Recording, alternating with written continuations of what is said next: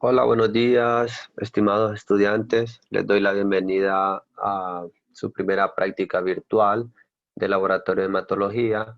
El día de hoy vamos a estar hablando de la determinación del hematocrito. ¿Qué es el hematocrito?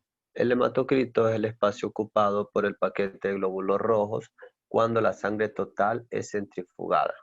Es expresado como el porcentaje de células rojas en un volumen total de sangre.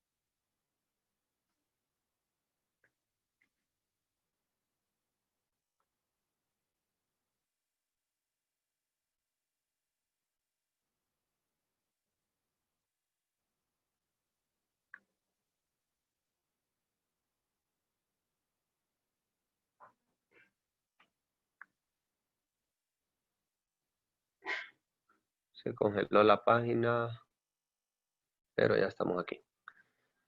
Lo primero que vamos a hacer para empezar hablando de esta práctica va a ser hablar de los anticoagulantes.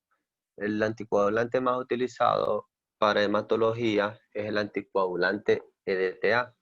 El EDTA actúa mediante un proceso quelante sobre el calcio, impidiendo el proceso de coagulación. Estos frasquitos que tienen un tapón morado generalmente son los más utilizados o son los reconocidos para hematología. Y ahí ustedes pueden ver el nombre del anticoagulante que es CDTA. ¿Qué significa eso? Que actúa como un quelante sobre el calcio. Si ustedes son curiosos, pues se han fijado que cuando uno sufre algún sangrado, la sangre se coagula, ¿verdad? Fuera del torrente sanguíneo. Así que, ¿por qué se coagula la sangre? Porque el calcio activa los factores de coagulación.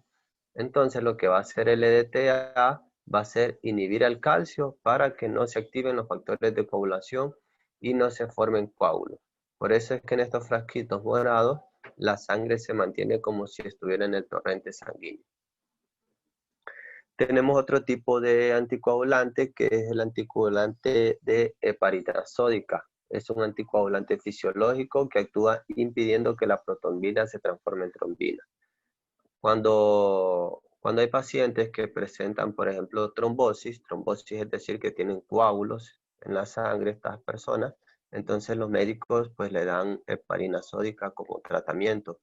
En este caso, en la práctica de hematología, la heparina sódica se encuentra en tubos capilares con tapón rojo o un color rojo que los caracteriza. Y aquellos capilares que tienen un color azul son tubos capilares sin aditivo, es decir, sin heparina. Para comenzar la práctica de hematología sobre hematocrito, pues lo primero que vamos a realizar es la flebotomía, ¿verdad?, del paciente. Se puede realizar de dos maneras, a través de una muestra venosa, ahí podemos ver el brazo del paciente, y a través de una forma cutánea o capilar. Solo pinchamos el dedo del paciente y colocamos un capilar con heparina. Ojo, no hay que olvidar que para la toma de muestra venosa es un tapón morado, un tubo con aditivo EDTA.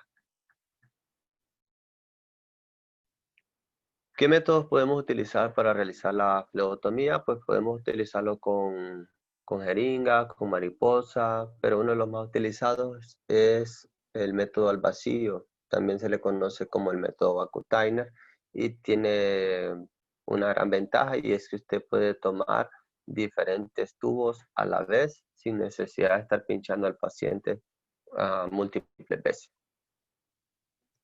Tenemos la punción cutánea o la punción capilar.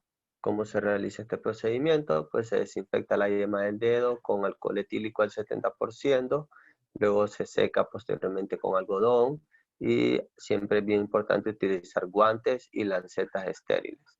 Los tubos de microhematocrito deben ser preferiblemente parinizados.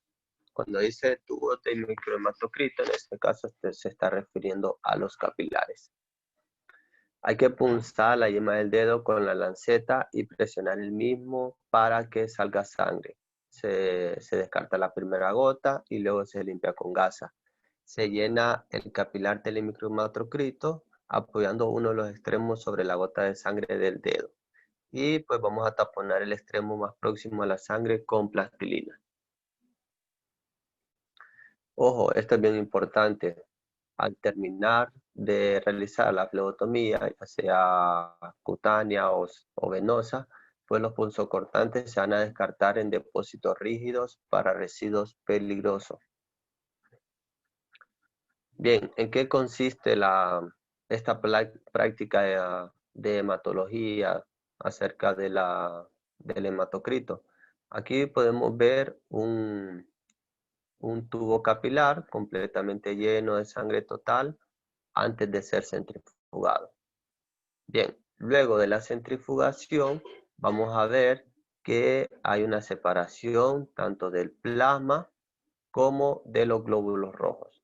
Y en menor densidad se encuentra también la capa de los leucocitos y la plaqueta. Este paquete que vemos aquí, rojo, esto representa el hematocrito, es decir, el porcentaje de células rojas en un volumen total de sangre. ¿Qué materiales vamos a utilizar en la práctica? Podemos utilizar los tubos heparinizados si realizamos una punción cutánea y vamos a realizar o vamos a utilizar los tubos no heparinizados si realizamos una punción venosa. También vamos a ocupar la plastilina, las microcentrífugas. Si ustedes recuerdan en técnicas básicas, hablábamos bastante siempre de los rotores de la centrífuga. Este es un rotor horizontal. Y vamos a tener las reglas milimetradas para hacer las lecturas y las gasas también. ¿Cómo se realiza el procedimiento? Supongamos que realizamos una punción venosa. Entonces, después de realizar la punción venosa, en el que utilizamos un tubo morado con EDTA, ese tubo se va a mezclar de 3 a 6 veces, suavemente. Luego vamos a quitar el tapón con una gasa sujetándolo y se quita del tubo. Luego se inclina ese tubo morado en forma horizontal y se introduce el extremo del capilar. Recuerden, si utilizamos sangre venosa, utilizamos tubos no heparinizados. Bien, el capilar se va a llenar hasta las 3/4 partes de la longitud del capilar. Luego se limpia el exterior del capilar con una gasa y se sella el extremo de cada capilar con plastilina. Para ello se hace penetrar el capilar en la plastilina, colocar en la centrífuga de hematocrito los capilares enfrentados, es decir, equiparados, y centrifugar a 12.000 revoluciones durante 5 minutos. La plastilina, donde se colocó la plastilina para sellar el hematocrito, va a ir en la parte exterior del rotor. Aquí está esquematizado lo que les estoy mencionando. Inclinamos el tubo morado, colocamos el capilar, al vacío empieza a llenarse, luego vamos a sellar los extremos con plastilina. Y luego pues colocamos en forma equiparada en la microcentrífuga y realizamos la lectura. Bien, cuando colocamos los tubos capilares con las muestras en el rotor horizontal de la microcentrífuga, se centrifuga 5 minutos y luego se va a ver la separación en el tubo capilar. Miren, aquí están los tubos antes de centrifugar los capilares y aquí ya podemos ver la separación del plasma. Aquí se puede ver la capa de glóbulos blancos y plaquetas y esta parte de aquí es el glóbulo rojo. Esto aquí pues es la plastilina con la que sellamos el hematocrito.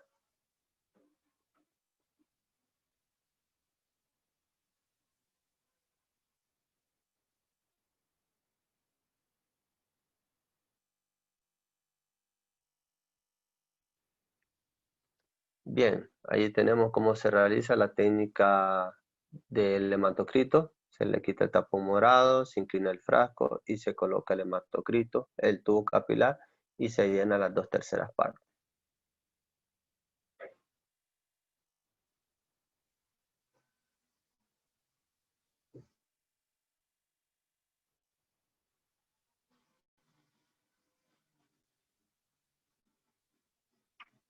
Ahí podemos ver cómo se equiparan los tubos, los capilares.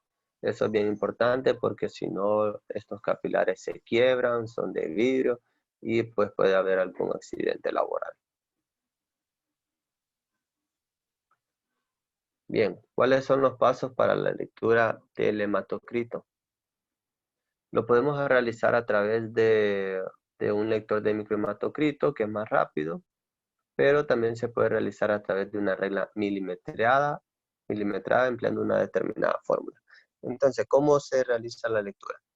Dice que el número 8, tan solo hay que colocar el capilar en la ranura con la columna de los eritrocitos hacia el punto rojo y girar el disco central hasta hacer coincidir. La línea más alejada del punto rojo con el final es la columna del plasma, es decir, que se refiere a esta columna, a esta, aquí termina.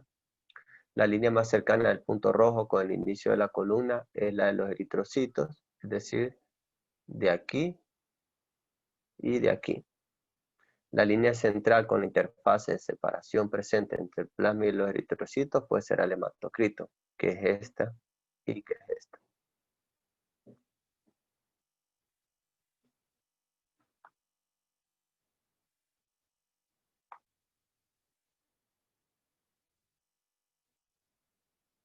Ahí tenemos cómo se realiza la lectura del hematocrito. Ya les voy a explicar cómo se realiza esta lectura.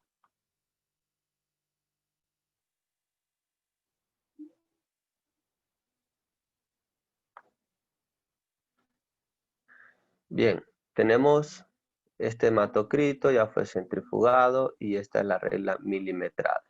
Entonces, primeramente, ustedes van a colocar el hematocrito de esta forma, en la línea donde empieza el paquete de glóbulos rojos. Esta parte no, porque esta parte es la plastilina. Y también lo van a dejar en esta parte, que es donde termina el paquete de plasma. Bien, esa interfase que está aquí es el hematocrito. Entonces la lectura sería en este punto. En este caso, este paciente tiene 40%. Recordemos los valores de referencia. En un hombre, el hematocrito normal está entre 42 y 52%. En una mujer va a estar entre 38 y 47%. Entonces, por ejemplo, este paciente, si fuera una mujer, su hematocrito estaría bien, estaría normal esta paciente. ¿Por qué? Porque tiene 40%. Entonces, por ejemplo, hay pacientes que sufren quemaduras, sufren deshidrataciones. Entonces, en ese caso, el hematocrito, el paquete de glóbulos rojos, tiende a aumentar. Supongamos que estuviera en 60 el paquete de glóbulos rojos, 60%. Entonces puede ser que este paciente está sufriendo de alguna quemadura o está deshidratado y habría poca cantidad de plasma. A eso se le conoce como policitemia, al aumento del paquete de glóbulos rojos. Ahora bien, el hematocrito pues, nos ayuda a identificar a aquellos pacientes, sobre todo que tienen anemia, ¿verdad? Entonces, en este caso, un paciente con anemia, por ejemplo, si supongamos que tiene 20%, es decir, que todo esto hasta aquí sería plasma y esta parte, el 20%, sería el hematocrito de ese paciente. Entonces el paciente pues, necesita ser transfundido porque tiene poca cantidad de glóbulos rojos. Las mujeres tienden a tener menos hematocrito porque recuerden que las mujeres pues, sufren del periodo menstrual. Aquí podemos ver las lecturas. Recuerden, la regla se pone al inicio del paquete de glóbulos rojos y al final donde termina el paquete de plasma. La fase interfase del hematocrito es donde se encuentra el plasma con los glóbulos rojos. A eso se le conoce como hematocrito. Podemos ver, en este caso tenemos un ejemplo. En este caso, el hematocrito empezaría por esta línea. Entonces tendría alrededor de 49%.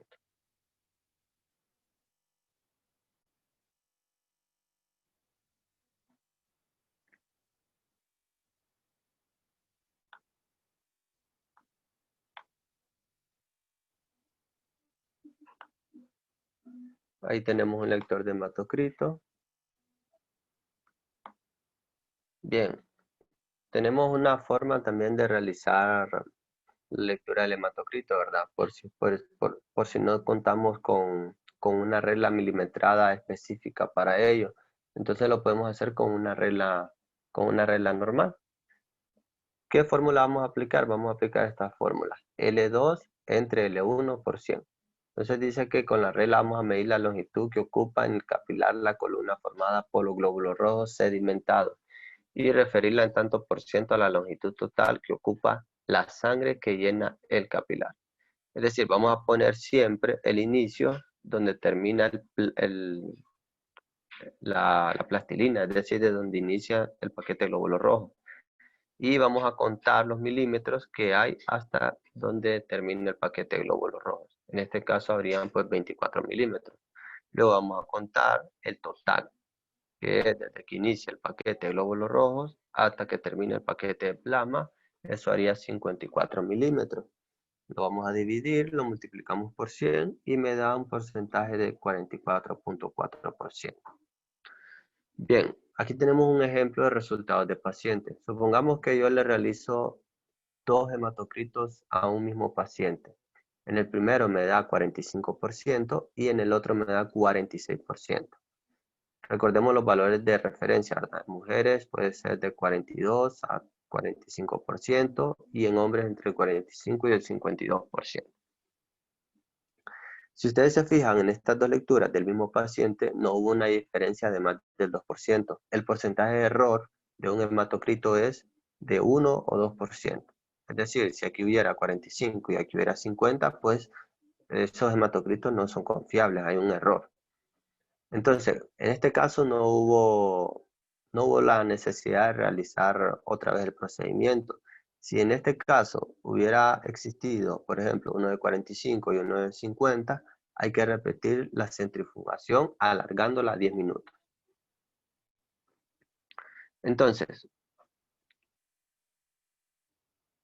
recordemos, si el hematocrito se encuentra abajo, entonces se asocia a anemias, hemólisis, porque hay destrucción de los glóbulos rojos. En un paciente, en la insuficiencia renal, en los embarazos y en la hemodiálisis. Por ejemplo, es bien importante la parte preanalítica. Si los tubos ya vienen preparados, ya traen su EDTA, ¿verdad? Pero si a ustedes les tocara preparar el anticoagulante y si ustedes agregan poca cantidad de anticoagulante, entonces se va a formar coágulos en el frasco. Y por lo contrario, si ustedes agregan más anticoagulante, pues demasiado anticoagulante moviliza los glóbulos rojos y nos indicaría un hematocrito disminuido. En todo caso, si el hematocrito está alto, arriba de los valores de referencia, pues el paciente presenta una policitemia, enfermedad pulmonar crónica o cualquiera de estas otras que se mencionan aquí. No olvidemos las deshidrataciones y quemaduras también. Un ejercicio. A un recién nacido se le realizó el hematocrito obteniendo un resultado de 55.5%. Es decir, que se ve que está alto comparado a los valores de referencia de hombres y de mujeres. ¿Cómo se encuentra el paciente? ¿Cómo se encuentra el recién nacido?